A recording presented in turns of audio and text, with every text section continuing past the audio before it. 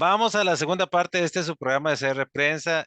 Pedimos disculpas por este fallo que está dando la cámara. No sabemos por qué se da, pero bueno, en este caso lo importante es el contenido y vamos a hacer una modificación para que, pues obviamente lo importante es nuestro invitado que está aquí, don Esteban.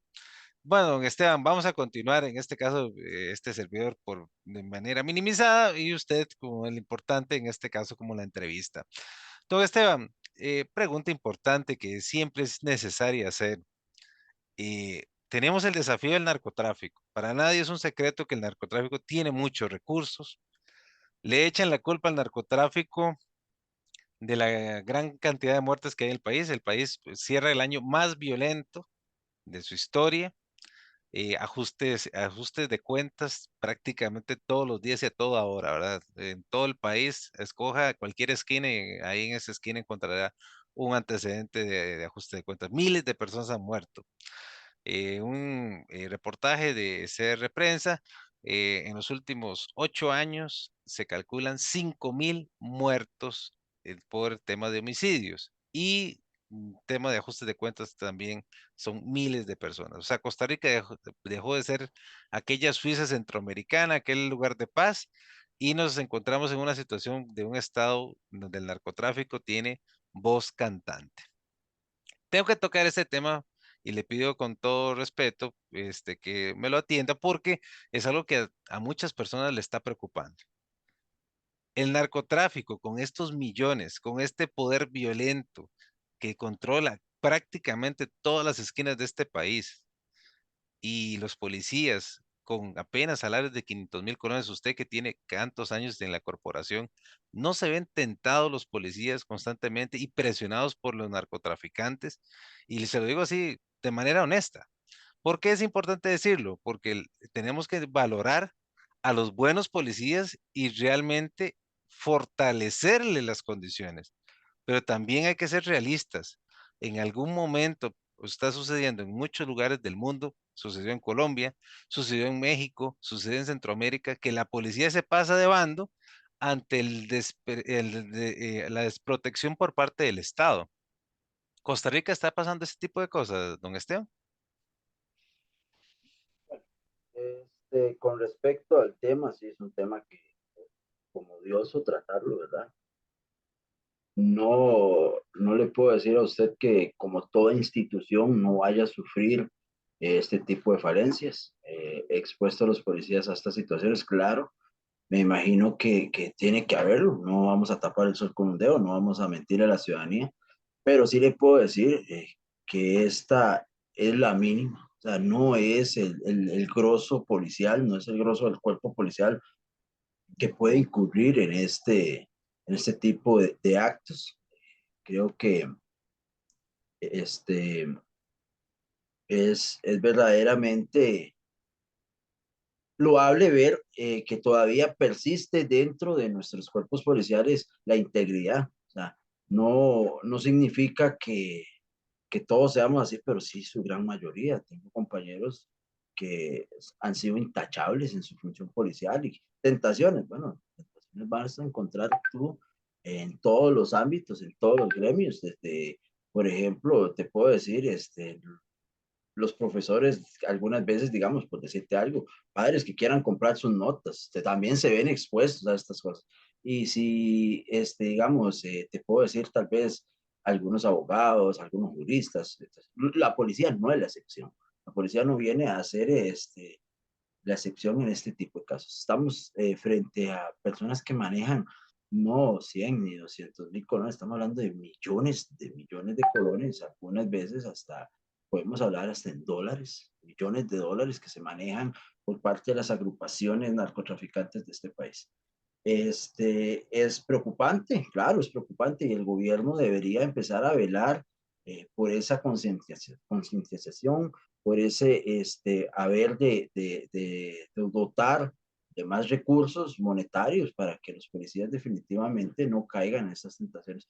Un compañero me preguntaba, y es cierto, es un tema importante a valorar, y es, por ejemplo, policías de ciertas municipalidades con habitantes una plusvalía bastante alta y hacer un estudio comparativo de estas policías que tienen salarios muy buenos,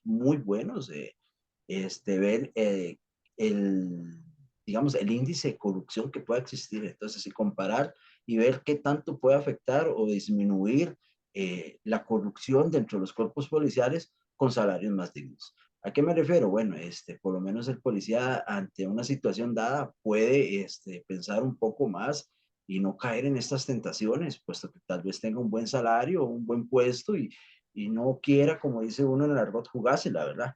Sin embargo, imagínese usted compañeros que tengan en este momento situaciones de alquileres, de pensiones, de deudas, recibiendo salarios básicos apenas y para subsistir y vienen estas agrupaciones y les ofrecen cantidades exorbitantes de dinero. O sea, definitivamente pueden caer en tentación. Sin embargo, yo todavía abogo a los principios de los policías y hemos visto donde policías han pasado agrupaciones o personas que los han intentado comprar y el respaldo judicial es la libertad de estas personas, como si nada hubiese pasado. Entonces, vemos también esa parte, ¿verdad? También tenemos que valorar también esa otra parte donde la administración judicial está colaborando de una manera muy sutil a que este tipo de acciones se den. Definitivamente, como le digo, no le voy a decir que no existan, que sería mentirle, pero sí le puedo decir que es lo mínimo. Desgraciadamente, como en todo, unos pocos dañan a la gran parte, ¿verdad? De un policía corrupto que se conozca en una población, van a señalar a toda una delegación, tal vez de 100 miembros. Entonces, desgraciadamente, no estamos exentos a este flagelo de la corrupción. Sin embargo, sí creo todavía en la integridad y en los principios de mis compañeros y la administración debería empezar a crear, por ejemplo, eh, a meterse un poquitico más, a incentivar, a concientizar al policía de los posibles riesgos, de sus valores, de muchas cosas. Entonces creo que sí hace falta por ese lado meter un poquitico más de énfasis en lo que es el área de ética y valores por parte de la administración hacia los policías. Bien, don Esteban, en este tema de justamente el presidente de la República en algún momento dijo, don Rodrigo Chávez, de que era el colmo que los policías, palabras más, palabras menos, les obligaran a defenderse solos cuando había un incidente judicial o un proceso judicial. Y muchas veces estos procesos son justamente por llevar a cabo la ley, por ejecutar la ley. Y entonces los policías se ven obligados a pagar hasta de su propia bolsa de los abogados para poderse defender y los recursos para poderse defender. En la Unión Nacional de Policías que usted está encabezando, ¿cómo ven esta situación y cómo plantean mejorarla? Porque es algo injusto, obviamente. Estamos de acuerdo que una persona que esté haciendo algo ilícito, pues obviamente tiene que enfrentar la ley, estamos claros. Pero el tema está en que si es simplemente por afectarlo o por presionarlo, pues todo el mundo es inocente hasta que se pruebe lo contrario. Y el hecho de no tener recursos para defenderse puede ser causal en algún momento de quedar injustamente en la cárcel por simplemente no tener recursos. No tiene recursos para defenderse, no tiene recursos para demostrar su inocencia. No, de hecho, es preocupante. Vamos a ver, veámoslo desde un punto de vista lógico. Verá que algunas veces, y lo digo con conocimiento de causa, eh, los defensores utilizan utilizan este tipo de tácticas dilatatorias, le llaman ellos, que por ejemplo cuando vos presentas a un detenido por agresión a un policía, por robo, por asalto, X, él, como la máxima de seguir, denuncia al policía. Es así, de autoridad. A mí personalmente un día me tocó ir a custodiar a un detenido. Este, ¿Me escucha ahí? Perfecto, lo escucho. Perfecto.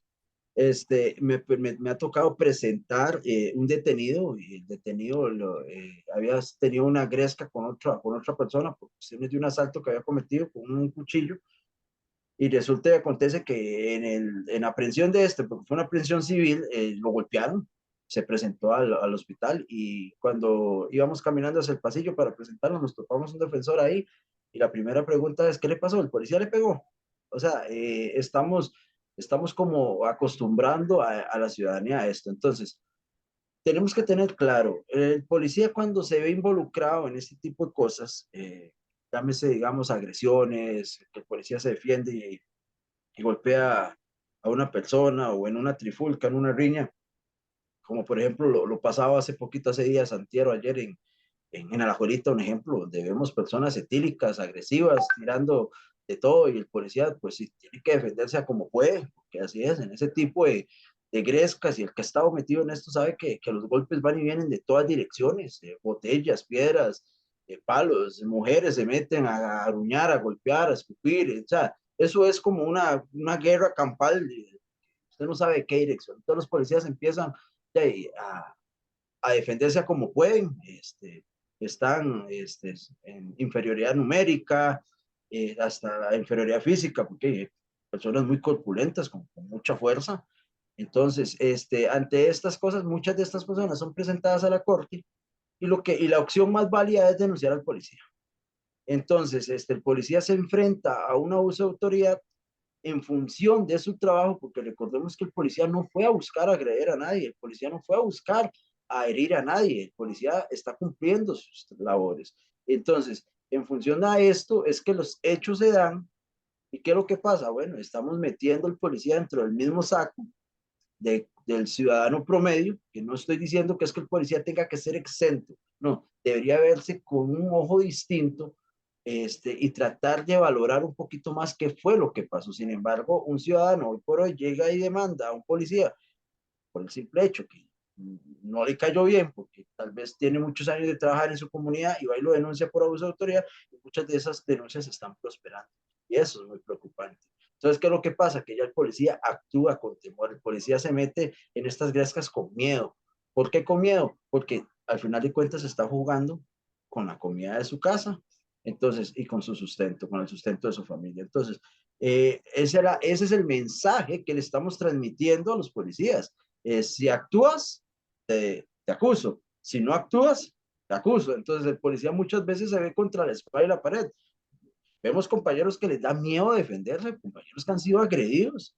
Y la gente aplaude este tipo de actos. Qué bueno, le pegaron a un policía, qué bueno que no se dejen de estos corruptos, porque ese es el término, no le repito, o sea, no puedo decir que no exista la corrupción dentro de mi gremio, sin embargo, gracias a Dios, no estamos a nivel estadístico y otros países donde definitivamente desde los aeropuertos te advierten, aquí la policía es corrupta, gracias a Dios en mi país todavía creemos en una policía civilista, el policía que ayuda al necesitado, vemos compañeros que ven en las calles a personas con sus llantas estalladas y se bajan de su unidad y les colaboran, personas que necesitan una colaboración, los compañeros se la extienden.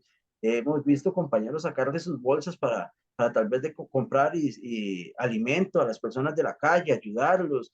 Entonces, el policía no es malo y creo que esto debería irse quitando de la mente de la ciudadanía. El policía es un amigo que como todo existen buenos y malos también en todos los gremios. Usted lo verá como en su área. Habrá periodistas muy buenos, habrá periodistas muy malos, periodistas que son subjetivos, otros que son más objetivos.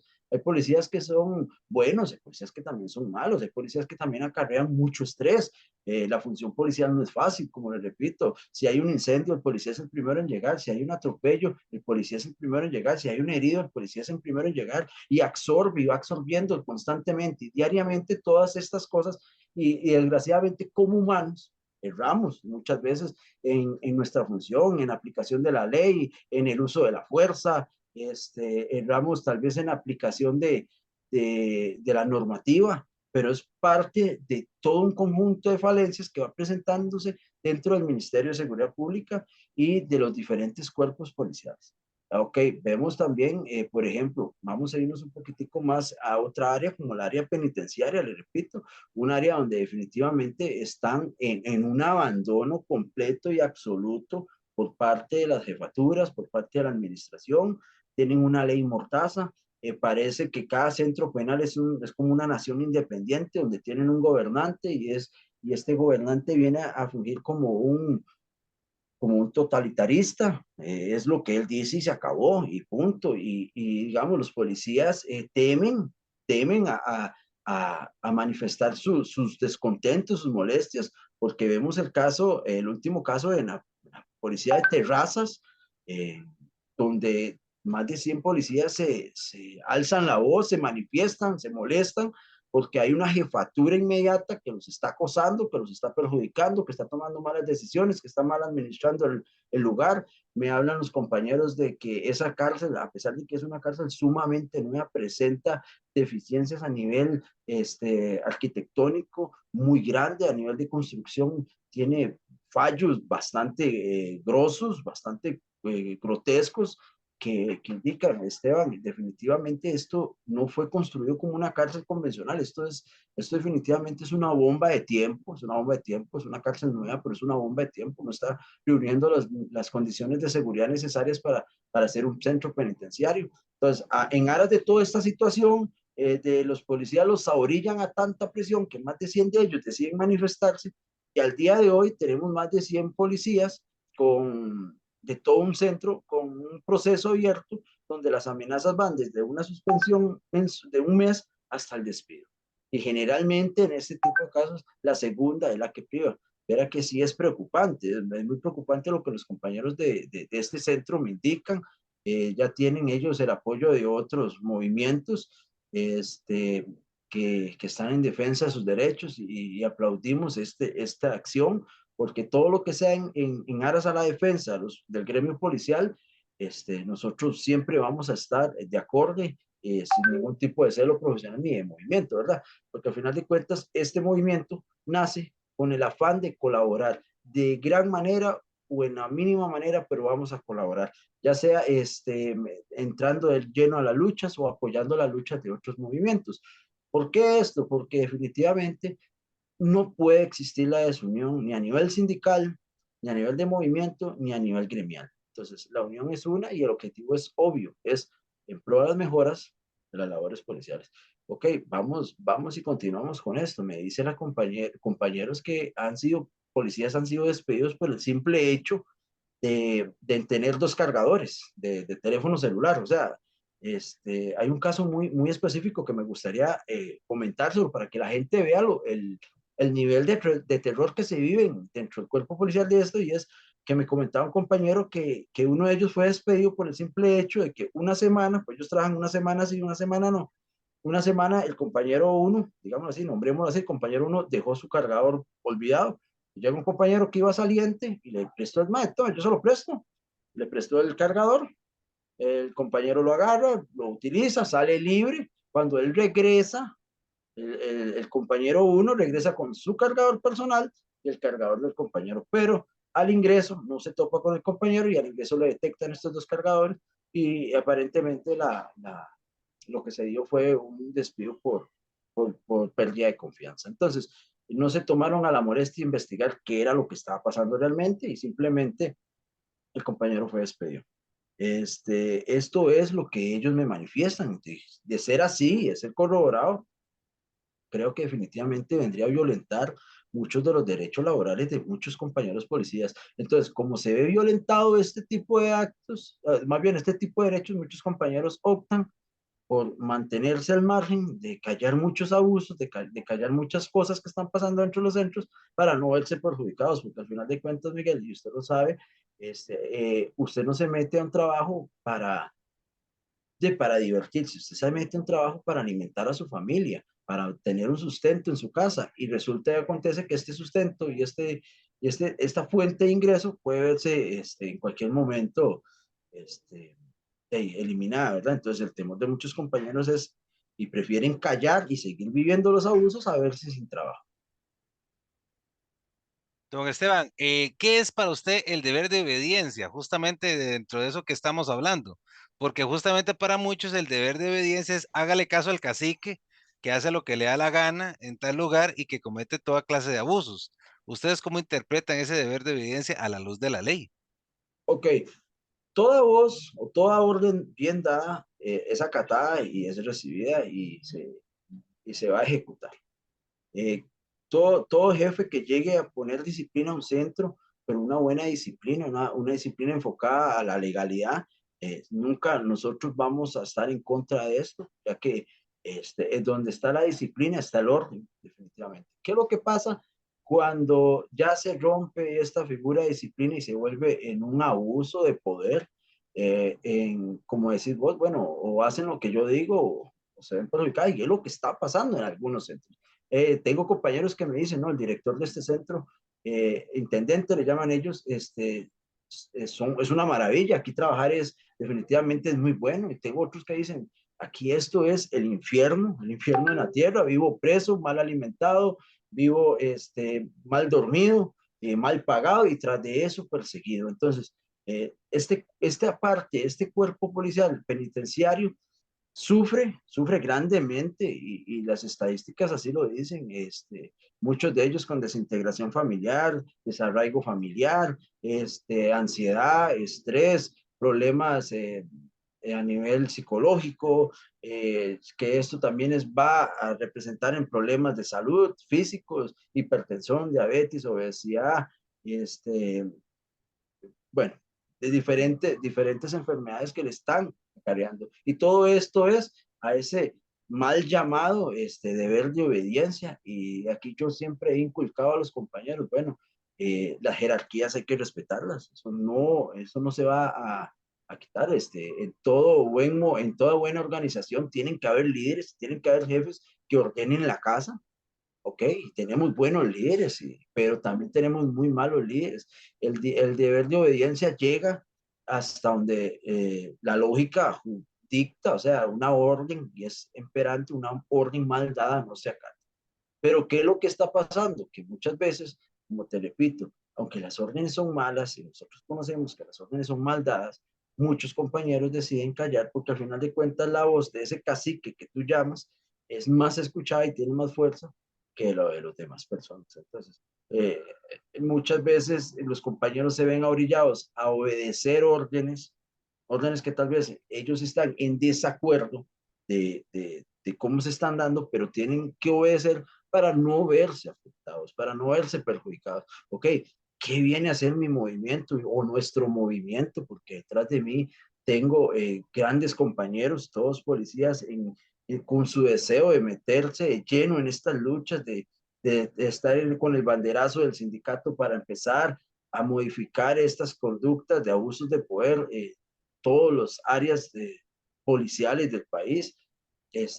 Tengo compañeros de fronteras, vea qué preocupante, los de fronteras que son la primera línea o el primer filtro de ingreso al país, por los diferentes puntos sensibles de las fronteras, y a ellos los tenemos igual en pésimas condiciones. Tenemos compañeros que definitivamente tienen que trasladarse caminando kilómetros de kilómetros con unas botas que lo que les hacen es demolerle los pies. Tenemos compañeros que llegan después de esas largas caminatas a descansar y si me lo permite, y aunque suene así de fuerte, tugurios, porque eso es, la palabra correcta es, eso es como un tugurio, vivir ahí, compañeros de zonas calientes con un techo de lata a 2 metros despegado del piso, eso es un horno a mediodía, ¿qué persona puede dormir en estas condiciones? Y creo que definitivamente el gobierno tiene que empezar, pero inmediatamente a remediar estas pequeñas cosas para ellos, pero que son grandes para nuestro gremio, que son grandes problemáticas para nuestro gremio. ¿Por qué? Porque eso están impidiendo un sano desarrollo de las funciones policiales. Bien, pregunta rápida pero concreta. Las personas que pasan por ese estrés que usted habla, que duermen mal, que comen mal, que, bueno, que tienen los problemas familiares, su situación económica, todo lo que usted acaba de hablar, tienen la posibilidad de dar un buen servicio público, porque recordemos que, por ejemplo, en el caso de los policías penitenciarios, ellos tienen que ser prácticamente la voz y el que cuida el garante de todas las personas privadas de libertad, que están en una posición más débiles que ellos. En ese sentido, la persona privada de libertad prácticamente está sin derechos, y eso lo conocemos y es la realidad. Muchas veces hay abusos de todo tipo, pero me refiero es ¿Qué capacidad tiene ese funcionario si está pasando por tal estrés y por tal situación tan difícil de dar un buen servicio? Le pregunto a usted, don Esteban, ¿tiene la capacidad de hacerlo? No, y la respuesta es clara, no, definitivamente no se puede ofrecer un buen servicio en estas condiciones. O sea, vamos a ver, tenemos estudios donde dicen que las personas reaccionan de diferente manera ante diferentes situaciones en ciertos puntos de estrés. Ok, tal vez vos vas a reaccionar, estamos bajo un mismo estrés, una misma situación, pero vos sos una persona más pasiva, sos una persona que definitivamente el ser agresivo no es tu fuerte, pero entonces vas a reaccionar con depresiones, con ansiedades, vas a estar más susceptible, vas a estar, como dice uno, con las emociones más a flor de piel. Cualquier cosa te puede hacer llorar, cualquier cosa te puede influir en tu estado de ánimo, cualquier situación, aunque sea una broma, aunque sea un comentario que no es, te influye anímicamente. Ahora bien, viene el otro lado. Tú eres más pasivo, tal vez yo sea un poco más dado al no dejarme por mi educación, por mi crianza, por el lugar donde viví, X situación. Entonces yo voy a reaccionar de una manera más agresiva. Y es donde se pueden empezar a dar los abusos de autoridad, donde estas personas descargan esa frustración en su actuar. Y es donde vemos tal vez donde vemos policías que responden de mala manera ante una pregunta ciudadana y tal vez dice el ciudadano, policía más mal educado y hay que ver un trasfondo y es este trasfondo de que definitivamente el policía vive, o el gremio policial vive en un constante centro de estrés, un foco completo de represiones, de situaciones que no mejoran, el policía se frustra. Si usted va a las estadísticas, muchos policías han renunciado en los últimos años a raíz de esta problemática. ¿Qué pasa? Por ejemplo, tengo compañeros que te voy a poner un casos precisos, compañeros que vienen en el sector de Upala con un chiquito enfermo, con su esposa enferma, tienen que trasladarse hasta San José a laborar, piden constantemente los traslados más cercanos para su vivienda, para poder atender a su familia, para poder atender a sus allegados y estos traslados son negados, entonces esto crea, usted no tiene idea qué es escuchar y ver compañeros llorando en sus camarotes porque su hija está enferma, porque su esposa está a punto de dejarlo, porque su mamita está enferma, porque su papá acaba de morir y él no estuvo ahí. Y escuchar esos lamentos que la gente no ve, porque la gente no entiende, la gente piensa que uno se pone un uniforme y los sentimientos se borran o se deshumaniza al policía. Yo siempre en varias reuniones que teníamos con las comunidades, yo le decía, hay que ir perdiendo esa costumbre de robotizar al policía, de decir, es que el policía tiene que actuar de tal manera porque así es su función. No, el policía es una persona más, como cualquier otra, como usted, como cualquier otro ciudadano, que decidió de una u otra manera entregar su vida en pro al servicio de la protección ciudadana, pero no estamos exentos a llorar, a sentirnos mal, a enojarnos, a sentirnos en depresión, con ataques de ansiedad, o sea, somos como cualquier otra persona y que a diferencia de muchos, tomamos el riesgo y la valentía de ejercer esta labor que de hecho sea de paso, Miguel, es una labor muy bonita y que necesita y merece el respeto ciudadano, que entendemos que hay ciudadanos que no están de acuerdo con la función policial porque tal vez van en contra de sus actividades, de su crianza, de la forma mal vista con que fue educado al ver un policía, y muchas veces juzgan porque es que fulanito me contó que un policía le hizo esto, entonces ya el policía se convierte en su enemigo. No podemos empezar a catalogar que todos los policías son malos y eso es conocimiento de las personas. No todos los policías son malos, no quiero decir que todos sean buenos, pero en su mayoría sí son. Preguntas rápidas porque nos quedan menos de 10 minutos. Ha sido un programa muy provechoso, don Esteban. Durante la pandemia hubieron una restricción de libertades enormes. A la policía se le mandó a hacer mano militar y prácticamente en muchas cosas. Por ejemplo, no se puede salir a las calles después de cierto horario, etcétera.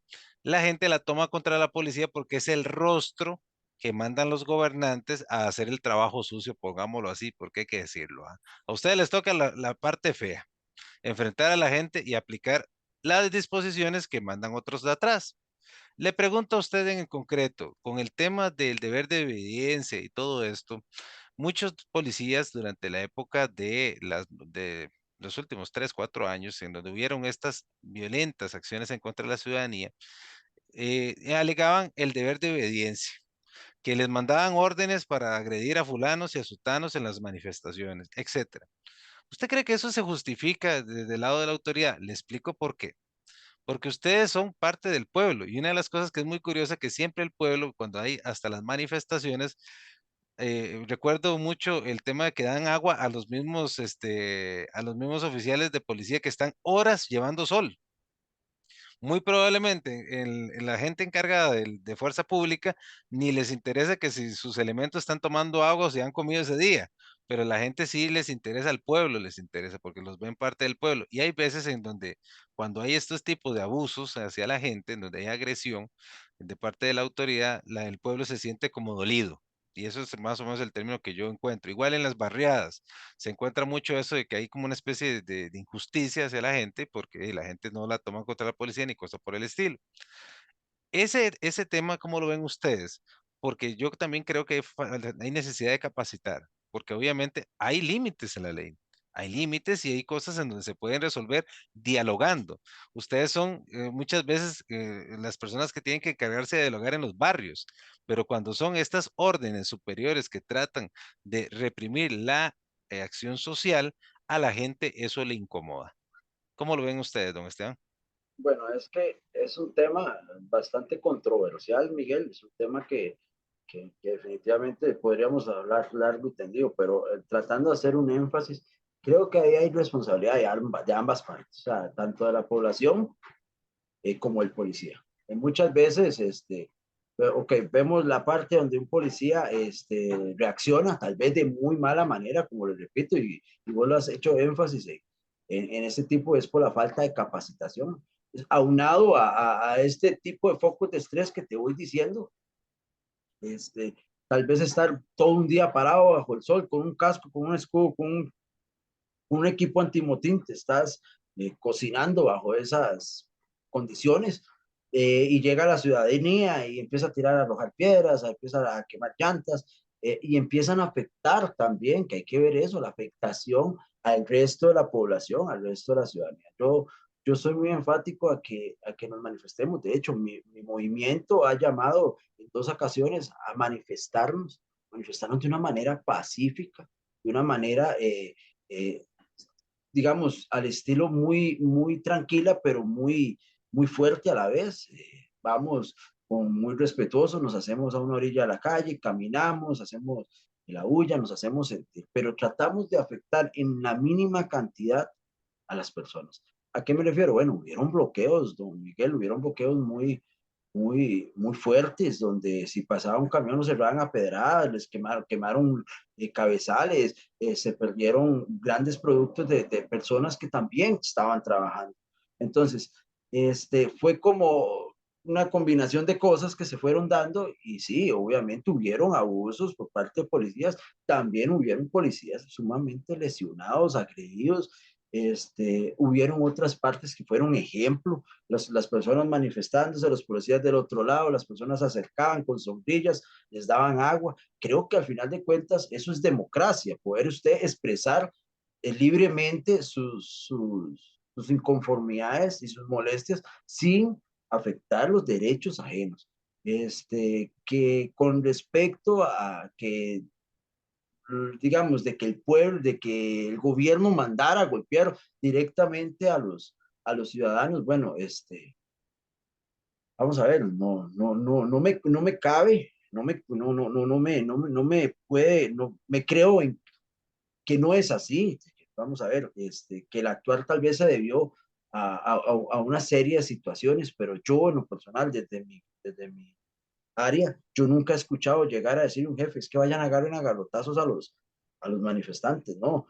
Se van quemando etapas, se les habla, se les da 5 minutos para que evacúen las calles y las personas no quieren, entendemos, pero en veces ya las personas son las que se portan agresivas y nosotros mismos limitamos a los compañeros que quieren, como dice uno, salirse del saco porque tal vez quieren estar un poquito más ansiosos y van a actuar de mala manera y nosotros mismos les decimos, no, pare el tren porque esto nos más bien nos puede perjudicar, son más que nosotros, ellos tienen piedras. O sea, estamos hablando que son personas que están agarrando piedras, objetos contundentes, lanzándolos contra personas con un escudo plástico, con un casco apenas sí que le cubre la cabeza, y dado a esto, o sea, estamos hablando de que es una desigualdad a nivel eh, de número y de muchas cosas, ¿verdad? Y a nivel legal también.